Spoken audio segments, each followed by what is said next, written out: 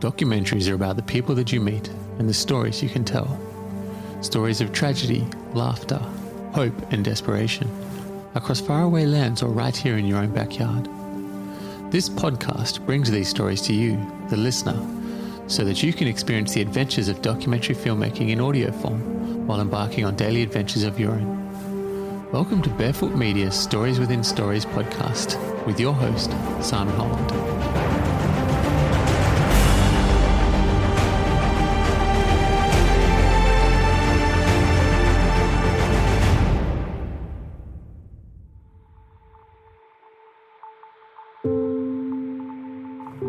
Director Johnny Marr is as pure a filmmaker as you'll ever find. As an out-of-the-box creative, Johnny has shot over 80 music videos and worked on countless films. He has worked tirelessly to create Johnny Marr Studios as a second home to many Australian filmmakers. Running a business can be absolute torture for creatives, but is an increasingly necessary evil. Johnny has been running 3 for the last decade. We welcome to the show a wonderful friend and one of the coolest cats I know, Johnny Marr. Welcome to the show, OG Johnny Marr. How you doing? Hey, how are you? Pretty good, mate. I mean, keen to talk to you for ages, huh? Yeah. The original. Always. I think you're probably one of the most creative people I've ever met in my life. Thank you very much. Yeah. That sounds really like a nice title. I don't always think so, consider so, but anyway. Well, that's the nature of creativity, isn't it? You're like, I'm quite creative, to be honest. Thanks. But yeah, as soon as you start to think that you are, you see some really creative shit and you go, oh my God, that's next level. Mm-hmm. And I think that's the point of creativity, is you're always trying to experiment and strive in new directions. And yeah. Or just finding ways to break the rules when you need to. Yeah. We first met in a funny scenario, I think. This is what I correct my memory because it's a bit off, obviously, but I think I was about 16 or something, and we went into a house party on South Street, 279 or 260. Is that my house? I don't know whose house it was. 209? 209, was it Australia Day? Yes. And I walk in the door, and we weren't meant to be there. We just heard there was a party. We had a friend of a friend or something. You only lived down the road, didn't you? Yeah, not too far, on the bus route at least. Mm-hmm.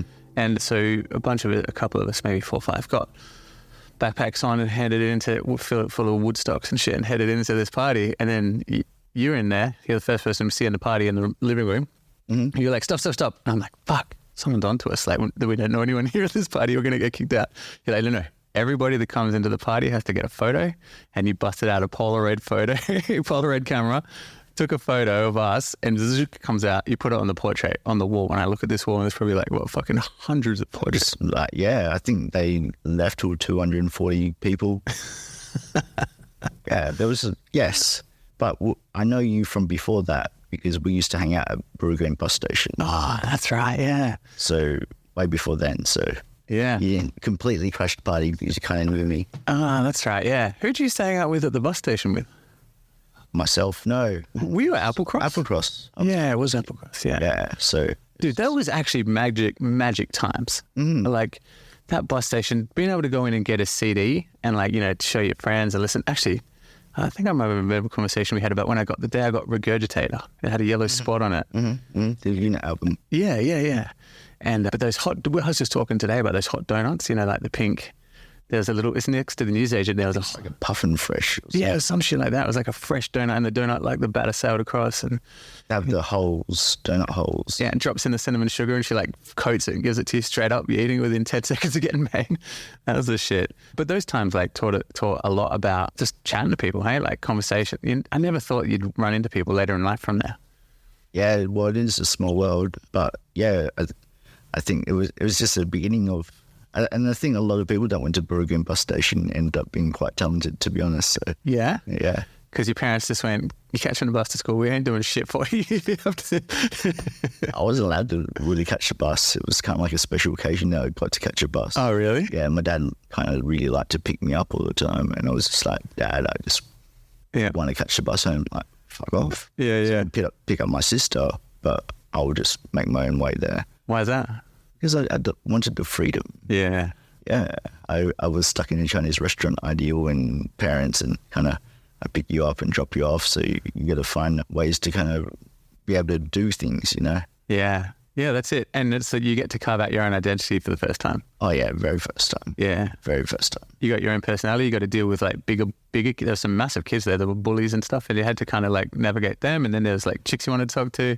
I was kind of like, because it was Upcross High School, I was kind of like right in between the kind of like the two cultures there, the whites and the Asians, and also kind of rediscovering the bogan I am today, or, you know, like developing the bogan I am within. Yeah. All that kind of stuff. So that was probably more of a worry for me. Was the bogan something that was always in there, or is that like something? Oh, it's the quickest way to relate to white people, I think, at the time. Yeah, you're not wrong. Get some dreadlocks, get drunk, and you know. You're not wrong. Like, remember we did that Dustwalker film in Kew? Huh? Mate, if you're going to fit in a place like Kew with the locals, you got to straight away put on the accent. Like, not put on the accent, just fucking modify your behaviour so you're not talking like this bullshit. Yeah, I felt like I adapted quite well in Kew. I think You fucking loved it. You're your element in Kew. it was that was the best part of this. It's kind of like, there's like all these people in town that actually love me. Yeah, that was a fucking slog though. Oh yeah, it was quite an interesting journey. And, Yeah. I mean, a lot of the film career adventures that I've ever done is kind of always, you know, I don't know. I don't never kind of really been on a film set that's like super comfortable, but Yeah. 8 hours away and you're quite limited to what you have, and Yeah. everyone has a drama. The Wi-Fi came with the wind. It's like you just want to solve all the problems, and it's just like, Yeah. this is it's more than a film shoot. It's I had a fucking time of my life on that because I feel like I had the best job on set. what, doing fuck all. Pretty right. But like, someone drops me in the cards, like the AC would drop me in the cards, and I got to do dailies and edit. Sort of like, I don't even know what the fucking role was really, like a production editor or some shit. I don't know. Data wrangler.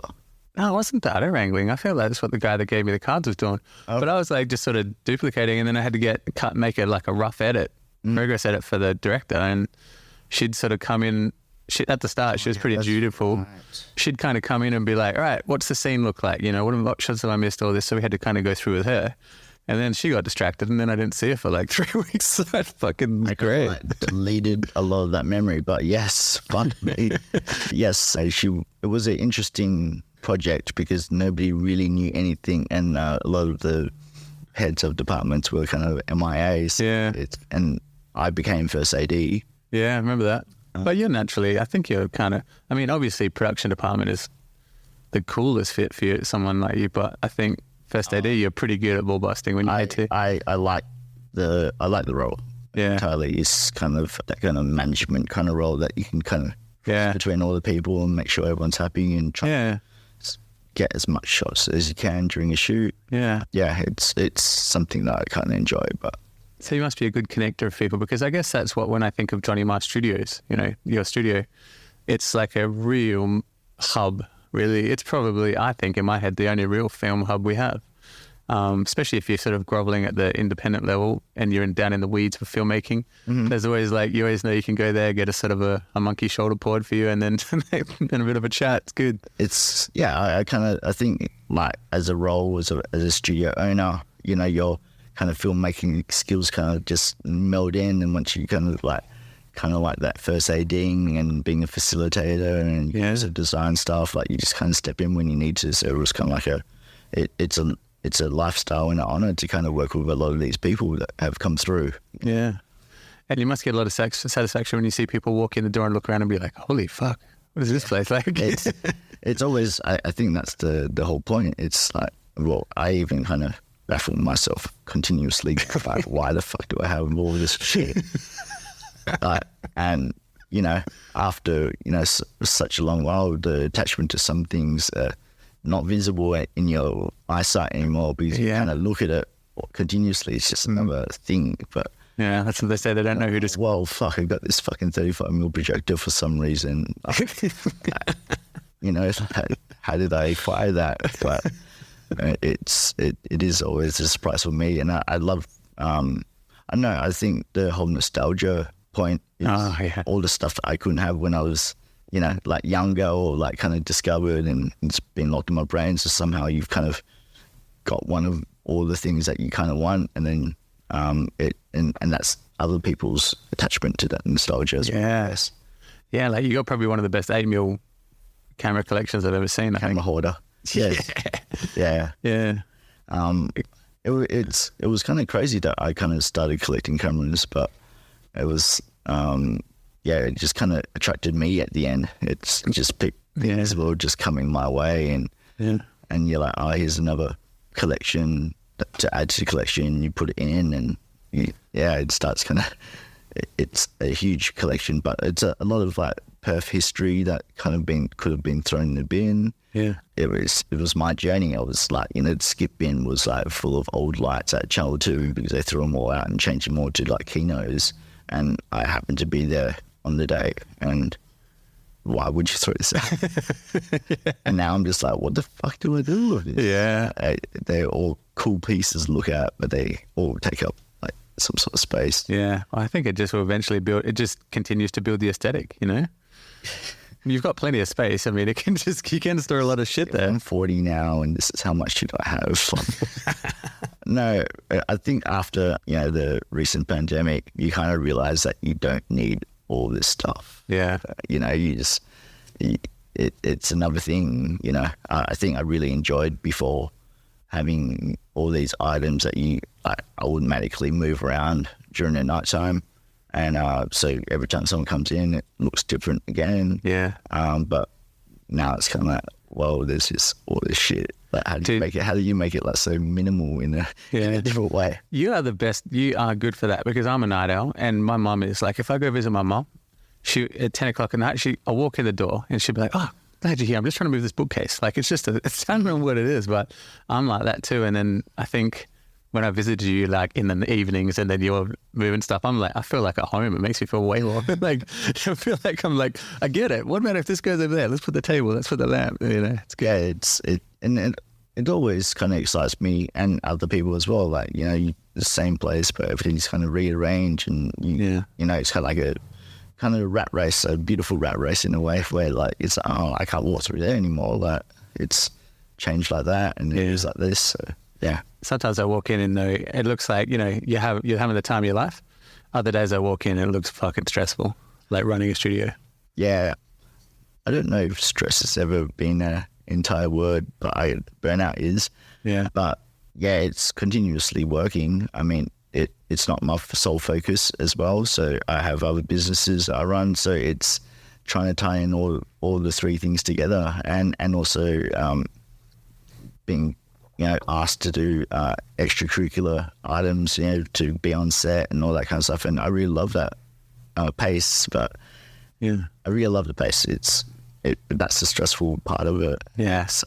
Because I think also when you don't have anything to do, the mind starts going crazy. Oh man, idle hands are the devil's work. That's what my grandma used to always say. It's so true, man. And you need like a lot of inputs. I think you just need, if you're going to be a good creative, you need like a ton of RAM in the head of your computer. You'll be able to handle a lot of projects in a lot of different phases of development. Mm-hmm. And then when you see something that's got an advantage or momentum or something, you can get in and race with it. Yeah, I think also like people ask me to kind of enter my world, and I love to always help them. So you kind of go, you figure out that the schedule for day, and it's just continuous. It's a kind of like lifestyle. Yeah. I remember I recommended a guy. He was trying to shoot a music video, and he was a bit grandiose in his ideas, and his budget was a little bit skinny. And I said, listen, you're going to have to talk to Johnny Marr about this, because this guy shot more videos than I recommend. And then he got in the email chat and was like, I want to do this and 50 million strippers and at some mansion or something. Oh, yes, that's like happening actually. But it wasn't with me, unfortunately. We had $1,000 or something like that. Yes. And you were like, in the email, you were like, buddy, I've shot over 80 music videos. Like, I was like, you should listen to what Johnny says, because the guy was like arguing with you.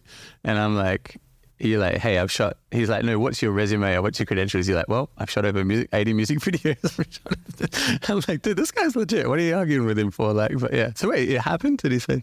Yeah, I think it ended up happening. I just facilitated it, passed him on. I hate kind of saying no, but you're just like, this is really fucking unrealistic. It can ruin your life if you get it bad.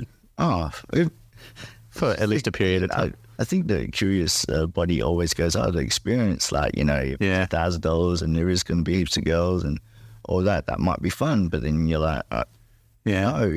Yeah. It's not. Yeah. It's going to be horrible. It's going to be really hard to, like, you know, get along and make sure that things are happening.